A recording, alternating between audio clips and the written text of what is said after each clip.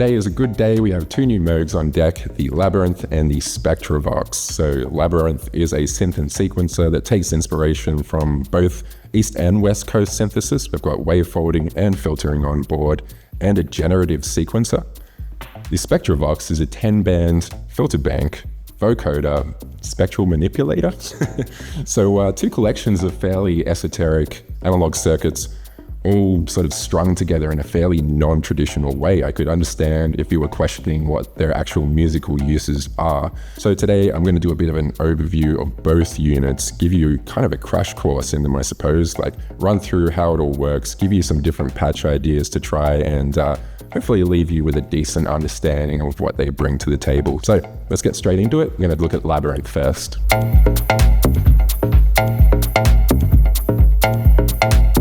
Alright, so let's dig in. We have two VCOs to work with here. Top one is a sine wave, bottom is a triangle wave. There is no changing wave shapes on these. This mixer really overdrives these wave shapes, so get some pretty gnarly sounds out of it. If you want it really nice and clean, then you've got to have a bit of a feather touch. We've also got a number of different mixing and routing options here with our modulation. We've got frequency modulation, that's oscillator 2 modulating oscillator 1. We've got ring modulation.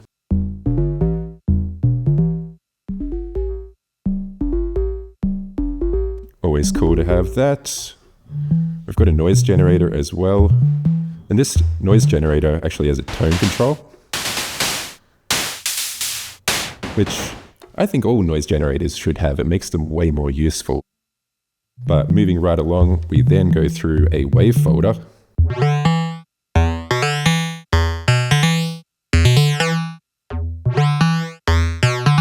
So pretty gnarly wave folder. I don't think it's the same one as the Mavis. It sounds a lot crazier to me. But we've got a bias control as well for asymmetrical wavefolding.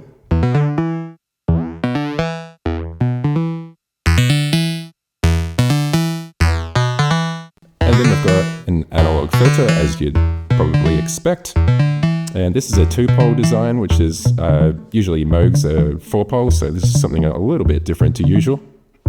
And you can sweep it around into a bandpass filter as well. Nice sort of buchla-ish tone there. It's sort of acting like a low-pass gate, which is what you traditionally find on a West Coast synth. Of course, we have resonance.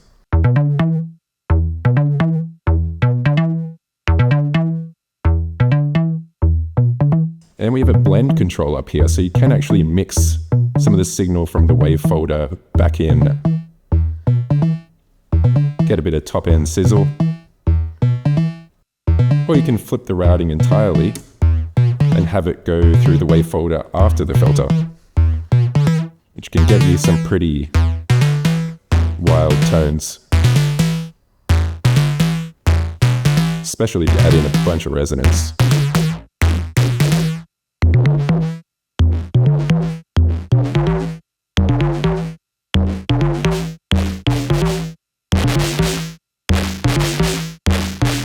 Let's go back to something more sensible.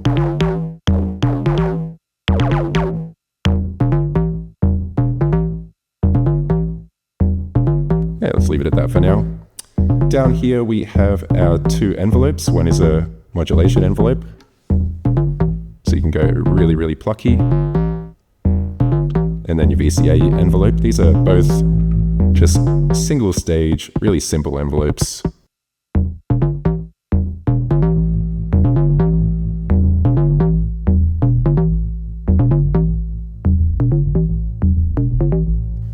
That's pretty nice, isn't it? Let's see if we can get a little bit of reverb on that.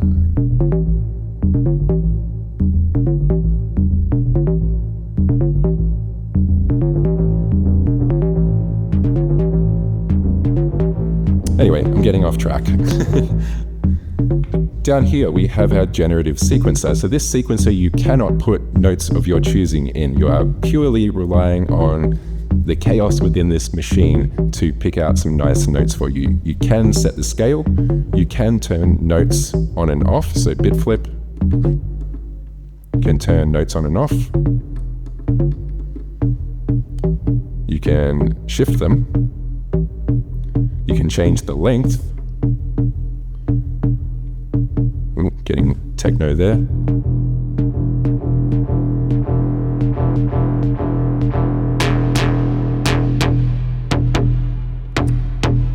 But if I turn this corrupted knob up, the sequence is going to change.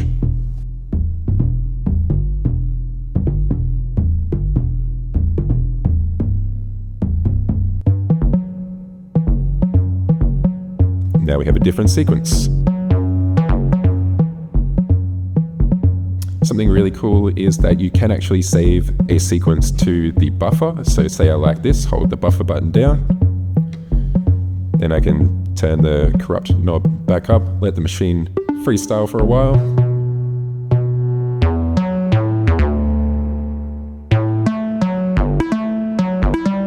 Alright, enough of that. And then I can turn corrupt back down, go back to my sequence that I had before. By default, these two different sequences are routed to oscillator 1 and 2. I have actually overridden that just to keep it simple for demo purposes. I've got sequencer 1 controlling both oscillators, and you also have 2 clock inputs here as well, so you can send one to the top sequencer and one to the bottom sequencer. And you can change the CV range of these sequences, so turning it down will make the notes go right down into like 1 octave. But if I have this up all the way, then it will cover a really broad spectrum of bass and high notes.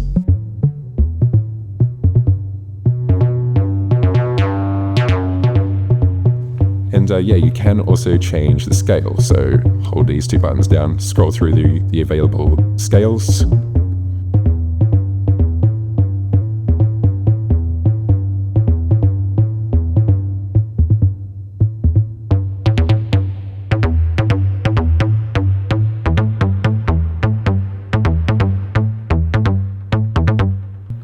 Or you can chain these 2 sequences together to make one long 16-step sequence.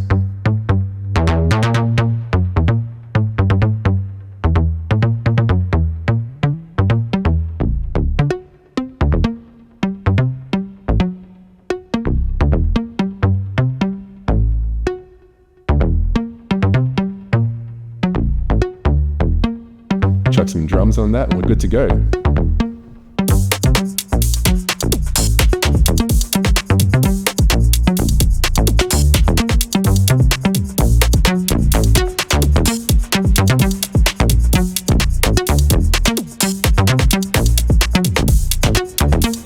So hopefully that at least gives you a rudimentary understanding of how it all sort of fits together. Let's jump into some more patches now and I'll show you some other ideas.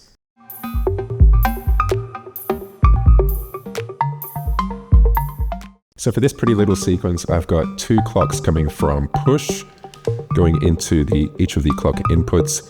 So these 2 sequences are advancing to the next step at different times, depending on what the sequence is on the push.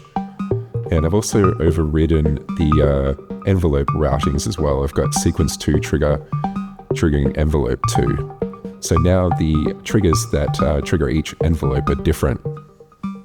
Gives us this rolling sequence of accents. I've got the FM modulation turned up as well. Each oscillator is tuned, but they're playing different melodic sequences, so gives us this really kind of bombastic, beautiful sequence, and we can sort of play it by changing the CV range.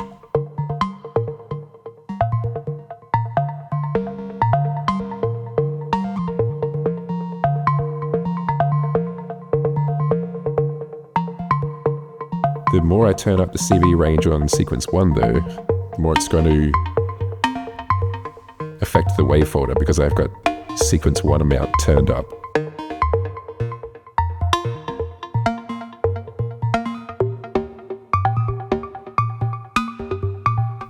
Bring in a little drum pattern.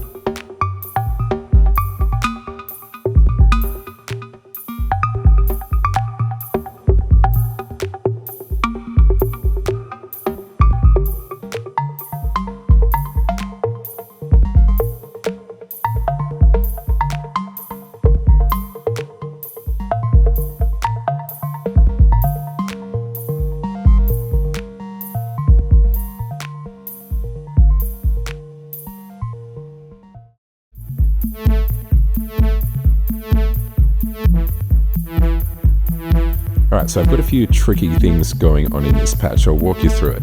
So, once again, I have 2 clock signals coming from push going to my sequences. So you can see, as you can see, this one is quite a fast one. This one is very, very slow.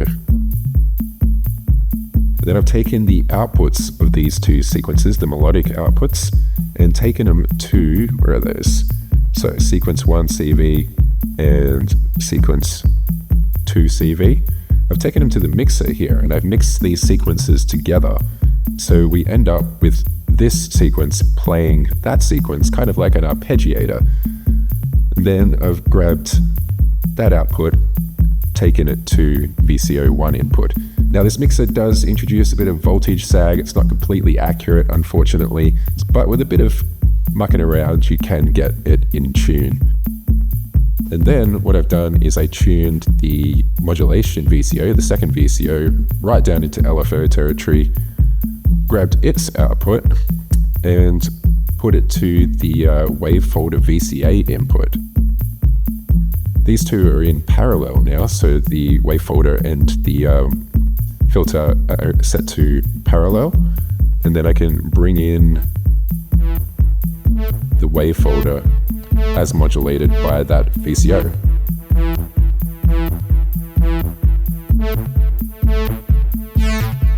Play with the sound of the wavefolder.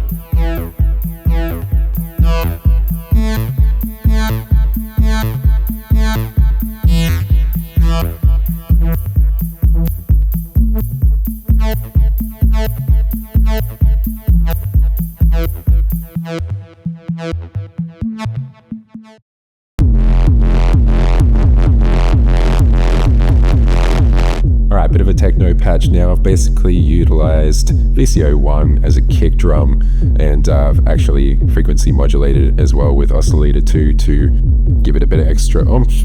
This is our sequence running along here, so I was able to just put that in with the bit flip little button there, and we're not using the melodic element at all, so that doesn't really matter. But I can blend in this wavefolded part. And what I've done is, because there's bipolar modulation over the wavefolder, we can sort of get it acting like a sidechain effect, a little bit of a pumping effect. You can bring in a bit of extra noise.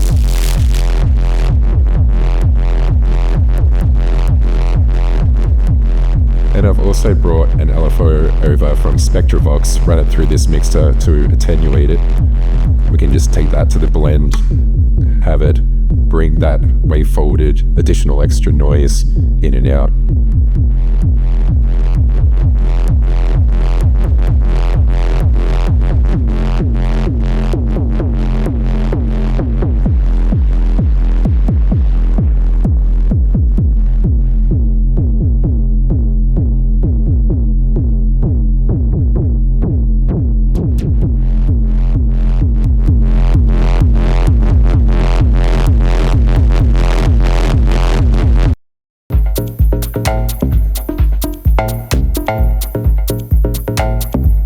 For this one, I wanted to experiment with using the reset on the sequencer. So I'm basically sending that a different trigger sequence, which you can see on the push over here.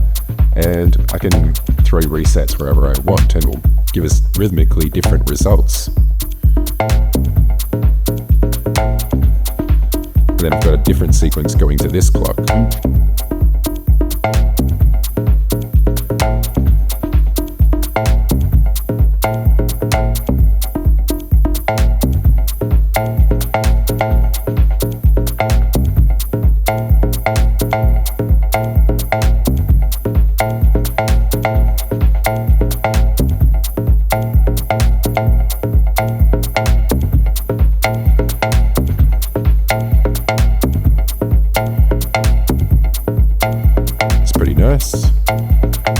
So this is just the ring modulated output that we're listening to. Ring mod through a wavefolder sounds unreal.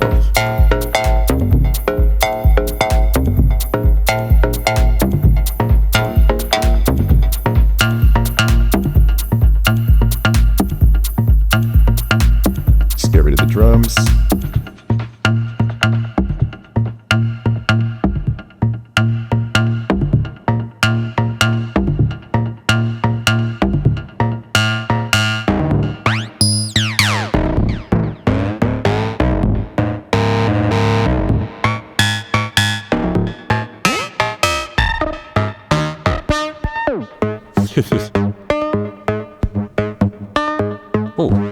bad, is it?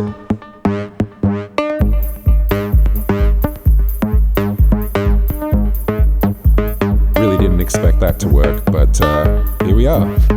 And that's why you always just turn knobs and have a play around.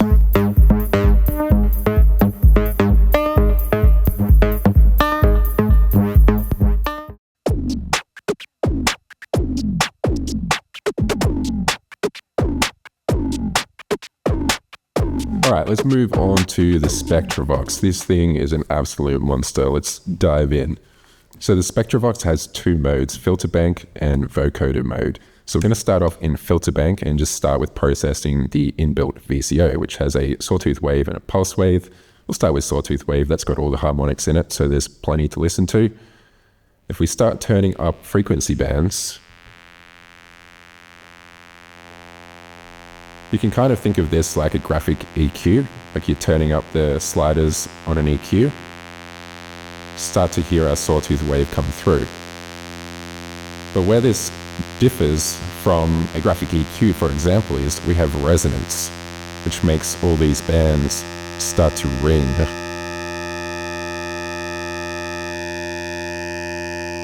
Bring bands in and out, and we've got CV control over that as well, so you can modulate all these bands however you like. And then we've also got spectral shift, which shifts the cutoff frequency of all the filters at once for some pretty dramatic results.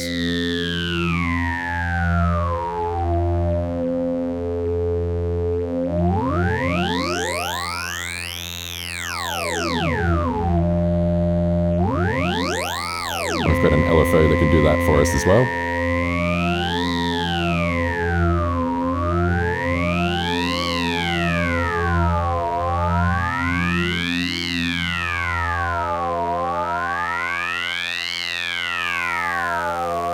Can actually add noise to bands 9 and 6, which is more relevant in vocoder mode, but can still give you some interesting effects.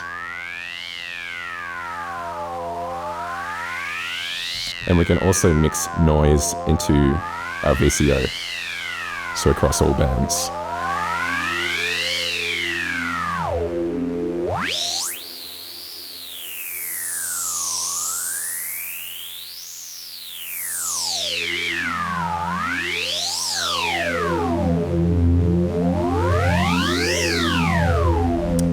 This LFO actually goes into audio rate.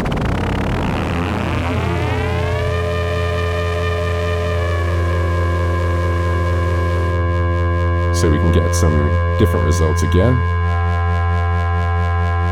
And of course, we can sequence the inbuilt VCO. So this is grabbing a sequence that's coming from the Labyrinth.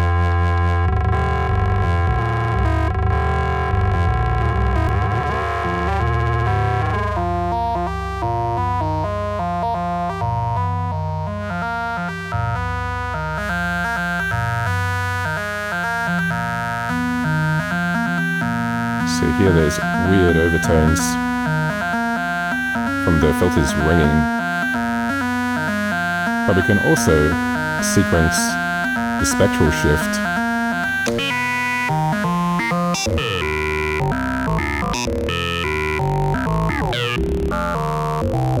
While simultaneously modulating it with the LFO.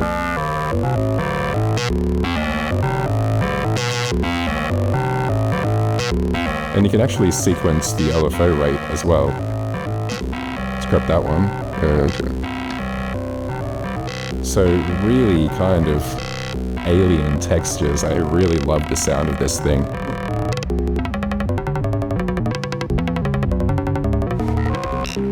We could also grab the trigger outputs of Labyrinth, take them to the trigger input, to trigger the inbuilt envelope if I turn it on.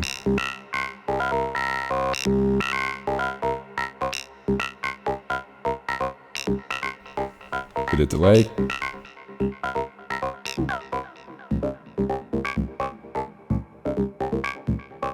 That's pretty cool.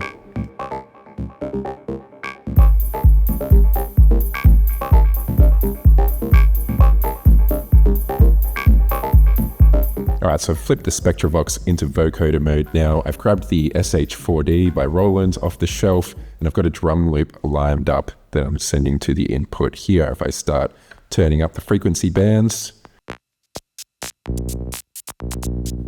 you can hear the Spectravox imparting that drum loop's spectrum onto the inbuilt VCO. I've got bands 9 and 10 set to hiss, so you get some of that noisy character coming through from the hi-hats.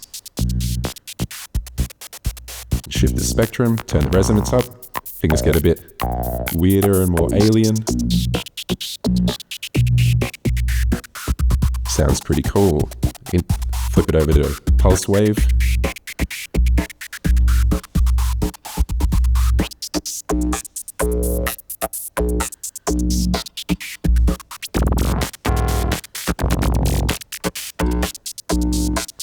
We could send a sequence to the VCO.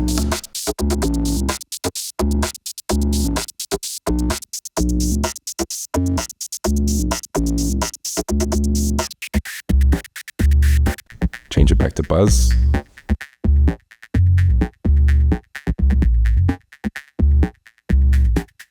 Mix in some noise. I think it's a really cool way to process your drums. It's certainly giving you something with a lot of character to it. We can also flip it over into EG mode, envelope generator mode on the VCA. So it's triggering an envelope when the input hits the threshold.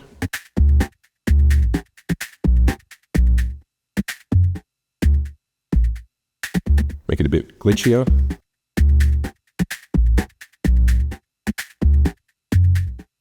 Back to the VCA mode. We could also grab the program output, which is the drum loop, and just put it to the carrier, so it's just kind of affecting itself.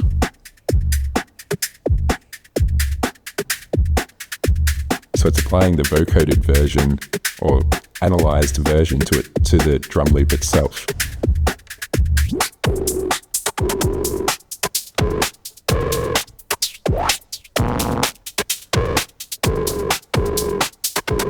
Sequencing the shift. That's kind of cool.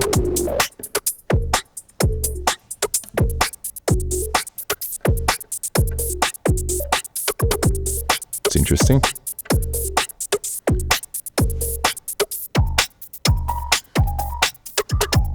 Weird. We also have an envelope follower on the input, which we can access in the patch bay here, so we could apply that to the shift.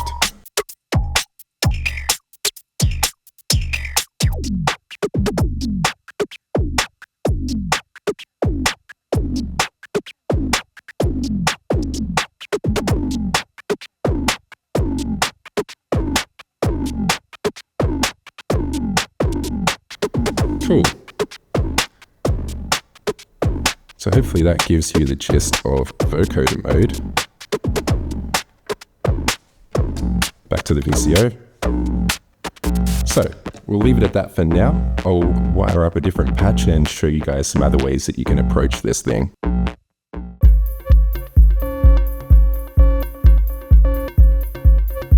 Alright, so on this patch we're going to do some filter pinging. We're going to utilize the filters of Spectravox themselves as the voice of this machine. So to do that, we've taken a really short, sharp envelope out of the Labyrinth and taken it to the carrier input. We've also grabbed a melodic sequence and taken it to the shift input. If we turn up the resonance, we'll start hearing these filters resonate. Turn up different bands.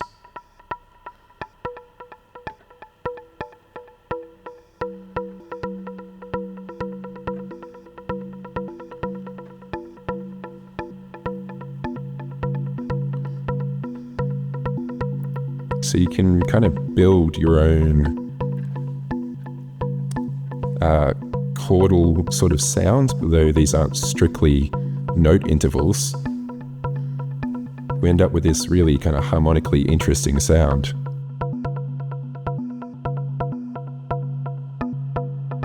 Maybe a bit more low end.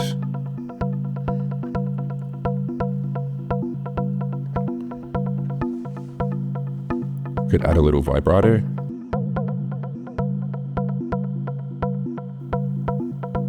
Yeah, I really love that sound.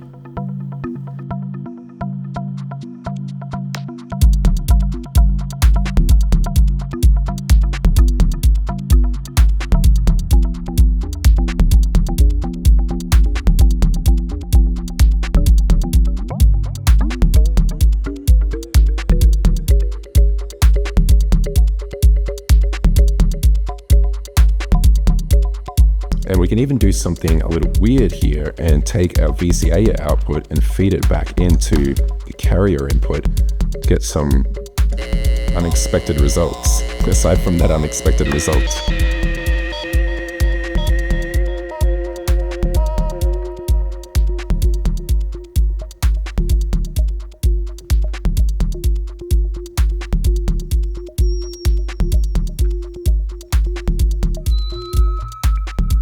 So experimenting with feedback can be a game of very minute changes, but there's points where you can generate some really unusual results. I love the point where it's kind of teetering on instability.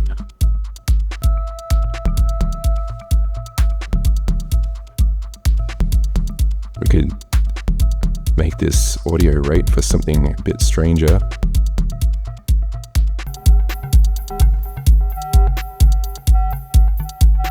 Yeah, so we've got this really unstable sort of system here now.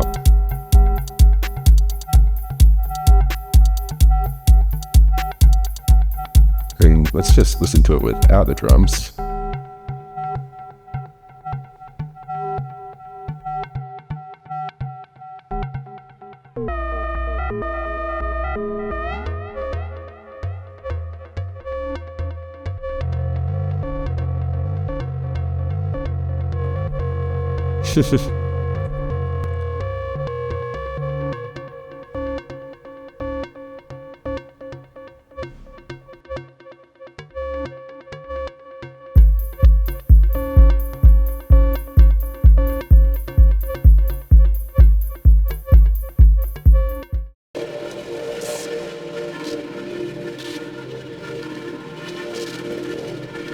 Alright, so here I've just got the Spectravox back in vocoder mode, and it's processing this synth pad line coming from the SH4D, just these Juno synth pads. They're really clean and pristine, and this is just destroying it and making it this beautiful lo-fi characterful sound that I really, really love. So I've got a bit of noise mixed in here.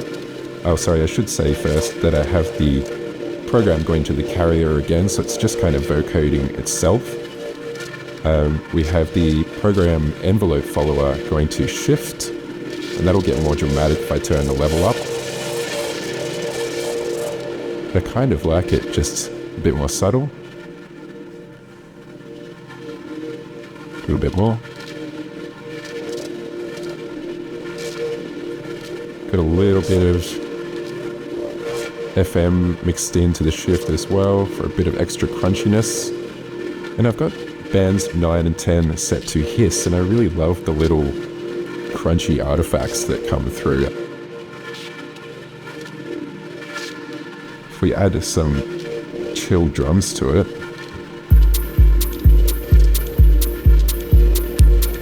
then I think that's a really beautiful vibe.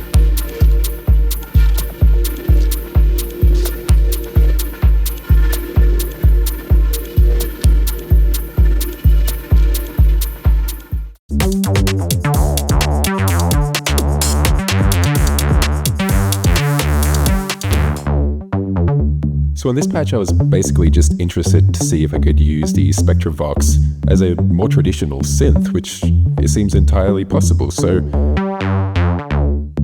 I've got sequence coming from Labyrinth 1 again to the 1V octave input. I have a trigger sequence triggering the envelope here. I've got it on pulse wave mode, and we're doing some pulse width modulation with the inbuilt LFO. We can easily remove that though, go straight square wave.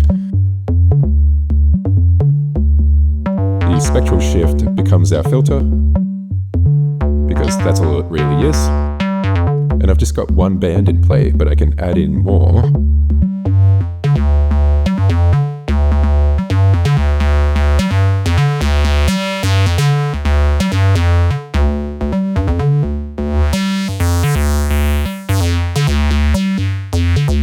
But yeah, wind them all down, and you've got a very traditional bass synth sound. Bring in some drums.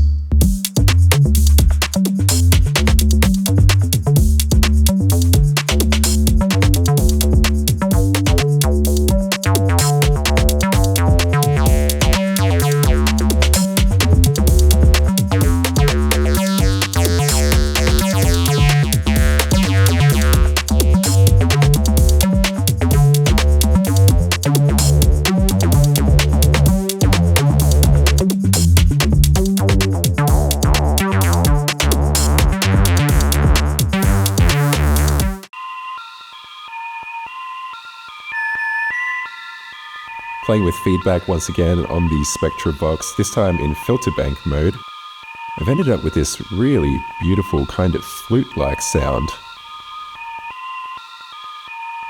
Carefully turn up each band. The feedback causes it to oscillate.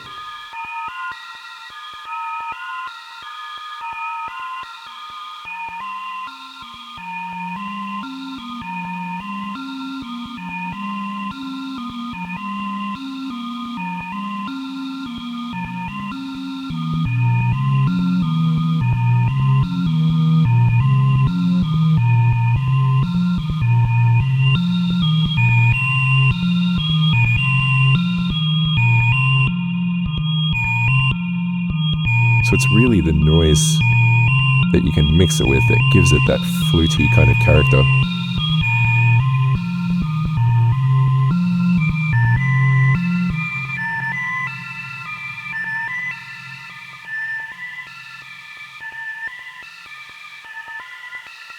Wait, this is not what I was expecting to get when I started tinkering around with feedback.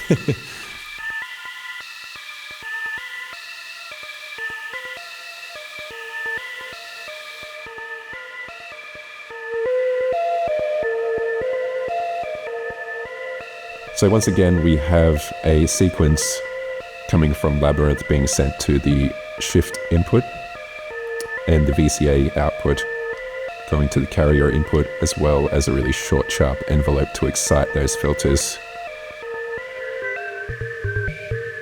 Nice.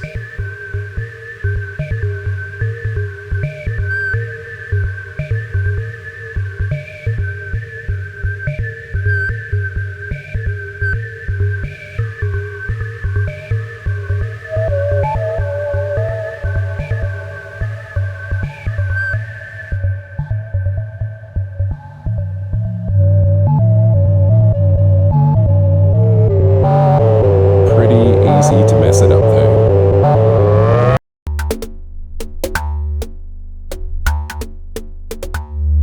Alright, so on this one I wanted to do something a little more percussive, so I've got some envelopes from Labyrinth triggering a couple of different bands of the Spectravox and a little bit of other modulation happening, LFOs routed to the VCA of the lowest bands, and here's what I've ended up with. Add a bit of delay.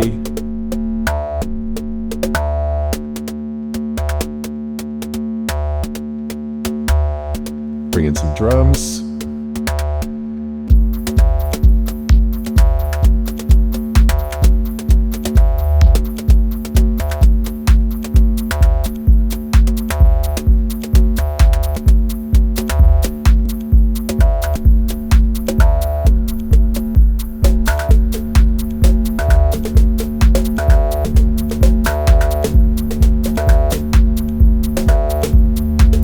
We could keep exploring these two for hours, but it's almost knockoff time. We're going to have to wrap it up there. I personally think these are the two most interesting Moogs to have ever hit the shelves. Like, totally subjective, just my opinion, obviously, but I think Moog have done an amazing job at really distilling and porting down some of the ideas and techniques that are really popular in the modular scene and building them into like really cohesive, well thought out instruments. I really love that a big legacy name like Moog is willing to put out these creative and quirky boxes as well. So huge kudos to the team there at Moog for following through on these ideas. So yeah, that's a wrap for today. We should have these in stock at Store DJ very shortly. Check the link in the description. My name is Mike. Thanks for tuning in. I'll see you in the next one.